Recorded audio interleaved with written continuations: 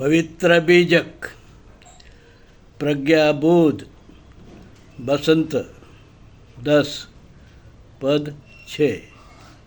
बसंत 10 पद 6 इस प्रकार है। माते शुकदेव उद्धव अक्रूर हनुमंत माते लई लंगूर। बसंत 10 पद 6 इस प्रकार है। माते शुकदेव उद्धव अक्रूर हनुमंत माते लई लंगूर। शब्द अर्थ माते का अर्थ है के लिए, के कारण, अहंकारी। शुकदेव उद्धव अक्रूर ये भूतकाल में हुए ज्ञानी समझे जाते हैं। हनुमत यानी हनुमान, बजरंगबली, रामायण का प्रसिद्ध पात्र। लई लंगूर का अर्थ है बंदर रूप। अब हम प्रज्ञाबोध जानेंगे।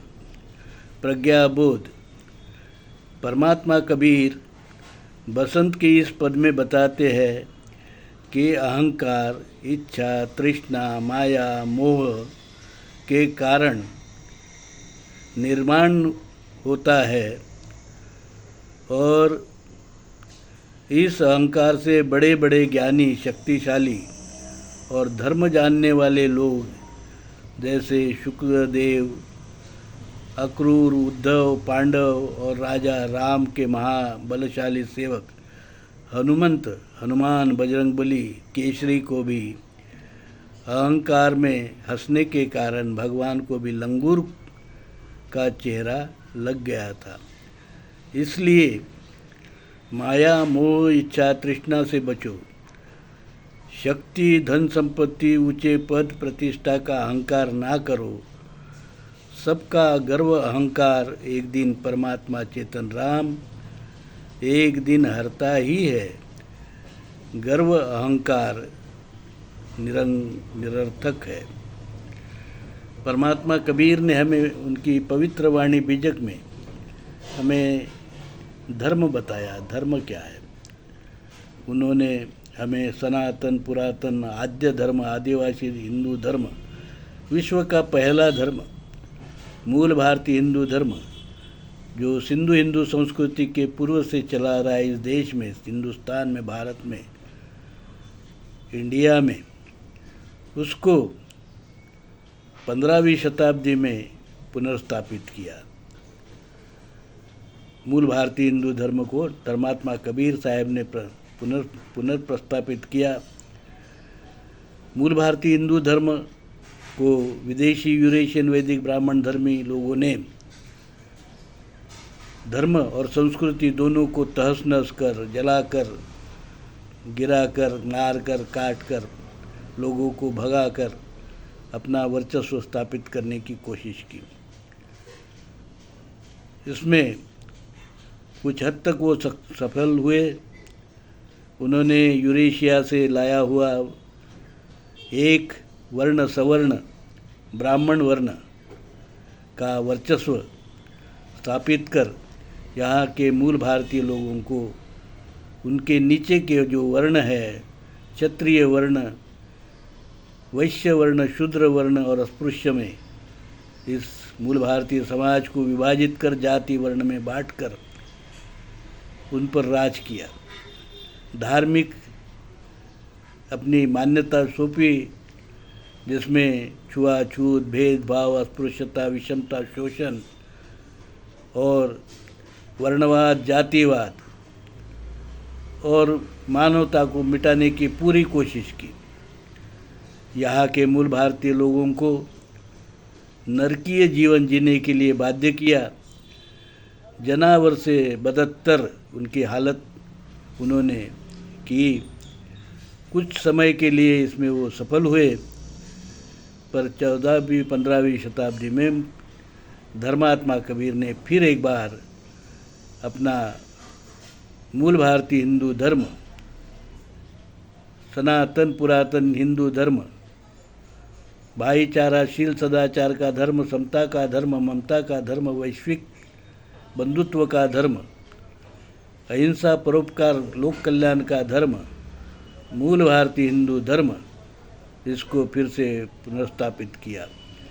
और उनकी वाणी जो है, पवित्र वाणी बीजक ही हमारा मूल भारतीय हिंदू धर्म का एकमात्र धर्म ग्रंथ है। और डॉक्टर अंबेडकर ने हिंदू कोड बिल बनाया। हिंदू कोड बिल के कायदे मूल भारतीय हिंदू धर्म के कायदे हैं, संविधान हमारे कायदे हैं। और मैं दौलत राम, धर्म विक्रमादित्य कबीर सत्व परमहंस दौलत राम, जगत गुरु नरसिंह मूल भारतीय हिंदू धर्म विश्वपीठ कल्याण। हमने कल्याण में मूल भारतीय हिंदू धर्म का आद्यपीठ, धर्मपीठ, वैश्विक पीठ, विश्वपीठ स्थापित किया, मूल भारतीय हिंदू धर्म विश्वपीठ कल्याण। इस प्रकार से मूल भारतीय हिंदू धर्म आज एक परिपूर्ण धर्म है। धर्मात्मा कबीर हमारे पुनर्संस्थापक है। इस धर्म के पवित्र वाणी बीजक हमारा धर्म ग्रंथ है। और हिंदू कोड बिल के कानून हमारे कानून हैं। और कल्याण में मूल भारतीय हिंदू धर्म विश्वपीठ ये हमारा आद्य पीठ है। इस प्रकार से ये मूल भारतीय हिंदू धर्म शील सदाचार का धर्म, भाईचारा का धर्म, समता का धर्म, ममता का धर्म, विश्व कल्याण का धर्म। हमारा धर्म पहले भी अलग था, आज भी अलग है। हिंदू धर्म अलग है, मूल भारतीय हिंदू धर्म अलग है, और विदेशी यूरेशियन वैदिक ब्राह्मण धर्म अलग है। हिंदू धर्म पर उन्होंने जो गंदगी मिलाई थी विदेशी यूरेशियन वैदिक ब्राह्मण धर्म के लोगों ने, उसको कबीर साहब ने बाहर कर फेंक दिया। और उनका विशेला वृक्ष जो डाल उन्होंने लगाई थी हमारे धर्म के वृक्ष पर, मूल भारतीय हिंदू धर्म के वृक्ष पर, विदेशी यूरेशियन वैदिक ब्राह्मण धर्म का जो विशेला वृक्ष का डाल प्रत्यारोपित किया था, उसको काट कर अलग कर फेंक दिया। उसके जो विदेशी वैदिक ब्राह्मण धर्म के विशेले फल, जातिवादी, वर्णवादी, उच्च नीच, भेदाभेद, अस्पृश्यता, विषमतावादी फल जो थे, वो इस देश को बर्बाद कर रहे थे, समाज को बर्बाद कर रहे थे, मानवता को जो है वो कलंक थे। इसलिए विश्व को फिर से मूल भारतीय हिंदू धर्म की गरज है, इसकी ज़रूरत है, क्योंकि विश्व के मानव का कल्याण तभी संभव है जब हम शील, सदाचार, भाईचारा, ममता और समता का आचरण करेंगे, उसको मानेंगे, उस धर्म को मानेंगे। इस धर्म का प्रचार प्रसार हमें करना है। इसलिए आइए भाइयों, हम इस काम में जुट जाए, क्योंकि ये मानव कल्याण का कार्य है। साधु साधु साधु।